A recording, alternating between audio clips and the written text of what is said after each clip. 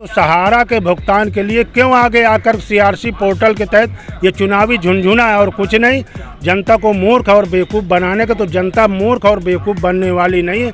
बस हम क्या कहना चाहेंगे, अब यहाँ पर हम लोग अपना घर छोड़ करके आए, अपना काम छोड़ के, अपने बच्चे छोड़ करके आए। बहुत सारा पैसा हम लोगों ने अपने पति की कमाई का पैसा इन कंपनियों ठगी कंपनियों में जमा किया, आज तक मिला नहीं। हम लोग दुखी हैं, दर दर की भटक रहे हैं। यहाँ पर हमें नज़रबंद किया जा रहा है, यहाँ पे हमें घेरा जा रहा है, कैदों की तरह रखा जा रहा है। सीधी सी बात है, हम योगी जी से कहेंगे, अपने केंद्र शासन से भी कहेंगे कि कम से कम हमारा पैसा जो हम लोग मर के कमा रहे हैं वो वापस तो करें, और क्यों नहीं वापस कर रही है हमको ये समझ में नहीं आ रहा। अच्छा, सरकार के किसी मंत्री से आपने मुलाकात की, कोई बात अपनी रखी? बहुत सारी बात रखी है, ठीक है। हर जिला अधिकारी, हर एसओ साहब, हर जगह पे, यहाँ तक कि जब बात रखने जाओ तो वो उल्टा हम ही लोगों को दोषी करते हैं, मतलब हम ही लोगों को कैद करके रखने की बात करते हैं।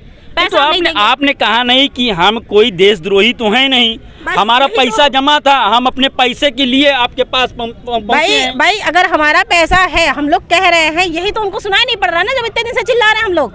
अगर उनका हमारा पैसा है और हमारा पैसा देने के लिए वो सामने नहीं आ रहे हैं, ठीक, कह रहे हैं कि चलो सुरक्षित है हमारा पैसा, तो आप मुझे बताइए वो देगी कहाँ से देगी? अरे आपका पैसा सुरक्षित तो है, बता तो सरकार के पास सुरक्षित है, तो हम तो ये तो कह रहे हैं सरकार के पास सुरक्षित हमारा पैसा देने के लिए हम लोग इको गार्डन लोग घूमने आते हैं टिकट लेकर के। आज इको गार्डन हम लोग यहाँ मर रहे हैं, सुबह से लेके अब तक भूखे प्यासे यहाँ पर चिल्ला रहे हैं, सरकार को चिल्ला कर ये चेतावनी दे रहे हैं, उनसे आग्रह कर रहे हैं, उनसे निवेदन कर रहे हैं केंद्र सरकार से, प्रदेश सरकार से कि आप हमारा पैसा हमको दीजिए। हम लोगों ने कमा के दिया है, कोई हराम का पैसा नहीं उन लोगों को दिया।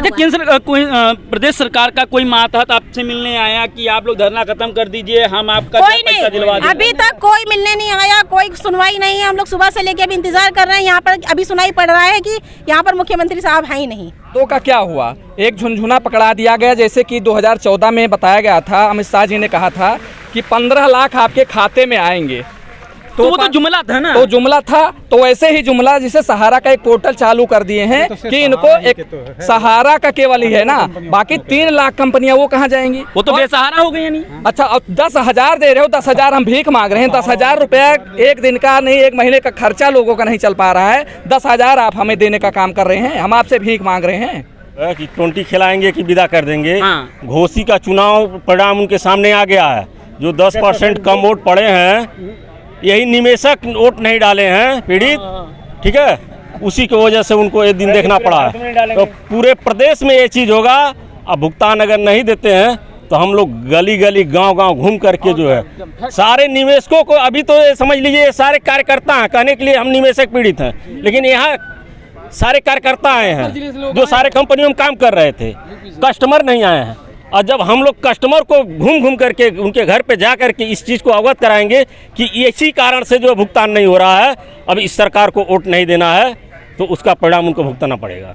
भाई 2024 में लोकसभा का चुनाव है, आप लोग इको गार्डन पहुंचे हैं अपनी बातों को रखने के लिए, अगर आपका भुगतान नहीं होगा तो क्या करेंगे आप? पूर्ण रूप से चुनाव का बहिष्कार होगा। कैसे बहिष्कार होगा? ये जो आपके पीछे आपके समर्थक खड़े हुए हैं, कार्यकर्ता खड़े हुए हैं, क्या ये लोकसभा चुनाव में आपका जिस तरीके से इस इको गार्डन में साथ देने, इसी तरह से आगे साथ देंगे? बिल्कुल साथ देंगे, क्योंकि भारत में 42 करोड़ लोग पीड़ित हैं।